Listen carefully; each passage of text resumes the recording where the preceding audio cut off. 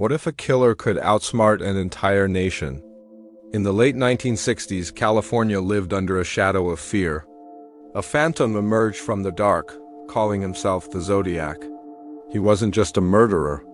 He was an artist of chaos, a man who turned killing into communication. Every word, every bullet, every letter was part of his performance.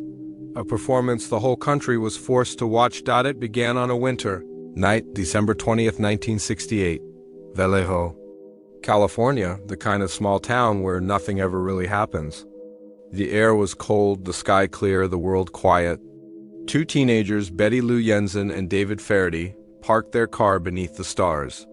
They were young, in love, and unaware that in a few minutes they would become the first victims of a killer who would haunt America for generations.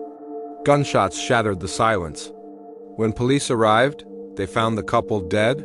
No witnesses, no fingerprints, only the hum of a running engine and footprints fading into darkness. For months, no one connected the dots. The police called it random, tragic, but isolated.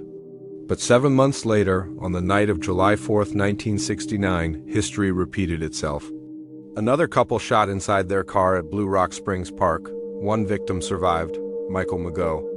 He described the shooter as calm, almost polite, with a flashlight mounted on his gun, not panicked, not wild, but controlled. Like a hunter, weeks later, newspapers received letters written in thick, deliberate block letters, each signed with a strange symbol, a circle with a cross through it. The words were chilling, greater than "This is the Zodiac speaking." He claimed responsibility for the murders, including details only the killer could know. Each envelope contained a cipher, strange patterns of symbols and numbers, and a demand that the code be printed on the front page. If you don't, he warned, I will kill again. The newspapers complied. Millions of Californians stared at the ciphers, trying to decode madness. For the killer, it was a game. For the public, a nightmare. Within a week, a schoolteacher and his wife cracked the first code. It read, I like killing people because it is so much fun. There was no deeper motive.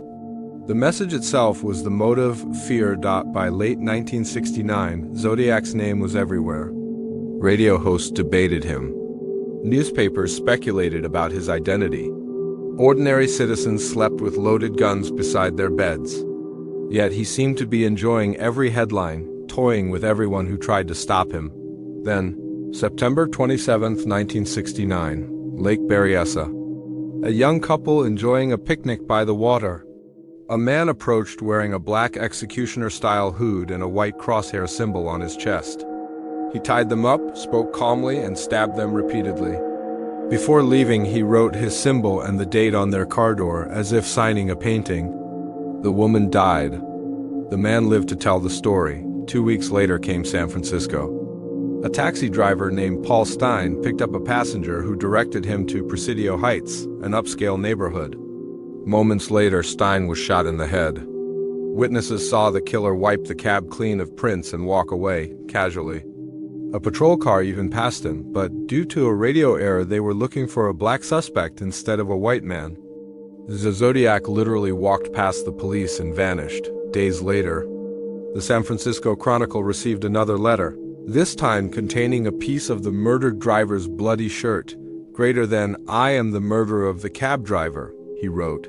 Then, as if it were a punchline, he added, schoolchildren make nice targets. That line changed everything. Panic spread overnight. Police armed school buses, parents pulled children from class, playgrounds fell silent. The killer hadn't just taken lives, he'd taken away a city's sense of safety. The Zodiac became a national obsession. His letters grew stranger, claiming dozens of victims, describing bombs ready to destroy school buses, taunting detectives by name. Every time police thought they were close, he slipped away again. One detective, Dave Toschi, made the case his life's purpose. He studied every cipher, chased every call, but the more he searched, the further the Zodiac seemed to drift, like a ghost that knew exactly when he was being followed. Then came the man who became the prime suspect for decades. Arthur Lee Allen, a teacher, intelligent, socially awkward, fascinated with ciphers. He wore a Zodiac brand watch engraved with the same symbol. He lived near Vallejo, close to the first murders, and once told friends he liked the idea of hunting humans. When police searched his home, they found knives, weapons, and coded manuals. Everything fit, except the evidence. His fingerprints didn't match. His DNA didn't match. The handwriting was inconclusive. Allen was questioned again and again. Each time he remained calm, denying everything. Detectives were convinced he was the killer, but the law needed proof. That proof never came. When Allen died of a heart attack in 1992, it felt as if the case had died with him, but the Zodiac never truly disappeared. His final confirmed letter arrived in 1978, brief, mocking, and defiant. After that silence, the killings stopped or perhaps simply changed shape. By the 1990s, the case had become legend. Police files thicker than encyclopedias gathered dust, stamped cold case. Zodiac.Hollywood turned his crimes into stories. Books, documentaries, and podcasts dissected every theory. And then a new kind of investigator emerged: digital detectives. People on Reddit, YouTube, and internet forums who devoted years to cracking his codes using computers far more powerful than anything. From 1969. In 2020, a group of amateur cryptographers finally broke one of Zodiac's most famous puzzles, the 340 cipher. Unsolved for 51 years. The message read, "I hope you are having lots of fun in trying to catch me. I'm not afraid of the gas chamber." Even after half a century, his words still mocked the world. Still, the mystery refused to die. Some believe Zodiac was Allen. Others pointed to Lawrence Kane, a Navy veteran with brain injury and stalking charges. Others blamed Richard Gajkowski, a journalist whose office sat near one of the murder scenes.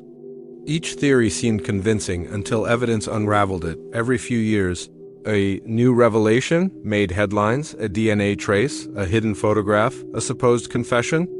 Each time, hope rose and collapsed.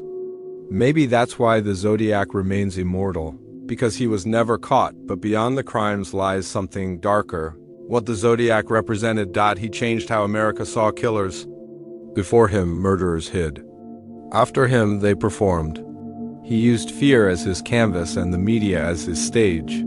His crimes inspired copycats and stories for decades, but none matched his cold intelligence. His influence didn't end with time. The phrase, "This is the Zodiac speaking," remains one of the most chilling in history.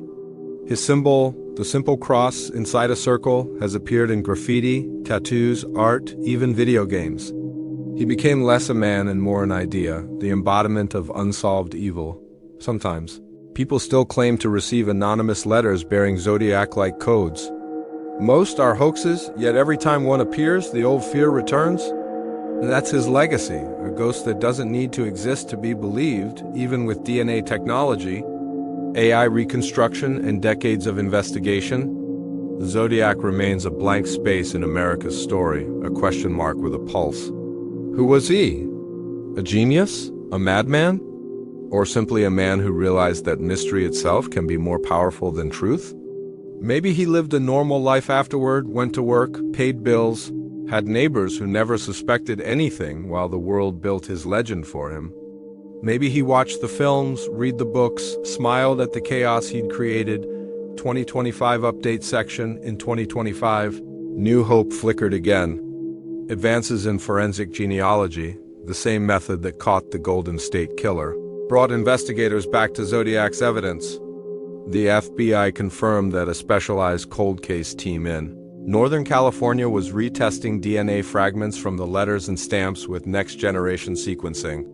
Some experts claim they've narrowed possible suspects to a handful of names, none publicly released. But official confirmation? Still pending. Once again, the world waits in suspense, staring at a mystery that refuses to end. For more than half a century, detectives, scientists, and storytellers have chased this ghost.